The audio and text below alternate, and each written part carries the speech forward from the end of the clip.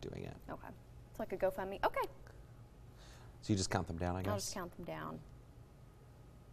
Just count down and go. Whenever you all are ready. I'm ready. Whenever And you're ready. they call it Harding University, right? It just sounds Yes. so much. Okay. Harding University in Searcy. Okay. 3, 2, 1. Thanks for tuning in for this web extra on KARK.com and Facebook. I'm Ashley Ketz, and we're following the tragic story today of a Harding University graduate who was shot and killed by an off-duty police officer in Dallas. And Mitch McCoy is joining us now. He's been following this story. Botham Jean, he graduated just in 2016. He was from St. Lucia originally, but going to school in Searcy. It's a small community. What was the mood like on campus today? You know, the mood was definitely different. What was interesting is you have some students at Harding right now that they don't know about him because they didn't go to school with him. So you have, really the school's separated at this point. You have students who knew of Botham Jean, and you have students who didn't. But I think that the students who didn't know him, they were able to learn something today from him, even though they didn't go to school with him. And I was talking with one of the professors today who's actually in charge of the music department, an assistant professor there, is saying that Botham Jean is a rare student, a student with passion, a student with spirit, that he wanted to serve and wanted to make people happy, but he wanted people to feed off of his gift, because his professor says that he just has this absolutely rare gift of being able to make anyone smile. I mean, just look at him. I mean, just the personality that can light up a room. And he was very talented. He oftentimes led the chapel and singing songs. He was involved on campus in a lot of activities. He was an RA, and we heard from some students today. But what else did the professor say about this student? Because he probably meets plenty of them over the years, but for some reason, he stood out. Yeah, absolutely. He said that without any question that this 26-year-old man had a gift from God, and saying that he only wanted to serve people.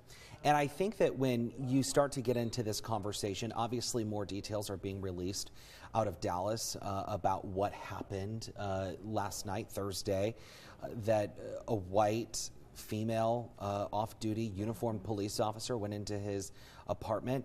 That, no question, this country has seen incidents of white police officers shooting African-American men.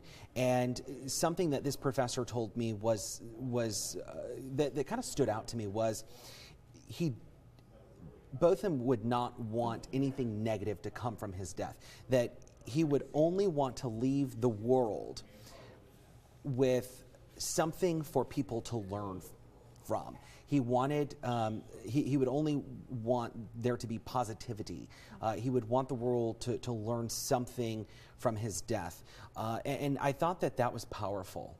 I thought that was very powerful, because this is a professor that just learned that one of his students that he called a son was shot and killed by police, but still saying that Botham wouldn't want anything other than positivity and something to learn from his death. And that's kind of what a lot of the students were saying, that this is hard on them. This is tragic. They're still processing this news today. I mean, it happened just last night, and there are a lot of questions about what's going to happen from here. A lot of people are calling for manslaughter charges. Officially, we know that the officer has not been charged, but a lot of people have questions, but they know that Botham would want everyone to look forward and to learn from this. So that will probably be, it sounds like, part of his legacy. Right, and I think that as we move forward, we know of a vigil that is being scheduled at Harding University, a prayer vigil at some point on Monday. That time hasn't been announced. That'll be something that we're gonna want to look forward to. I know that there's several vigils happening tonight, Friday night, probably over the weekend in Dallas. That'll be something to learn from. But nonetheless, this was a 26-year-old kid that absolutely loved to sing. I was watching some reports and some stories out of Dallas, and they said, one of the reporters said that this was a kid coming from a small town, Searcy. It's a small town. Yeah, a lot of people haven't heard of it, I'm sure, outside of Arkansas.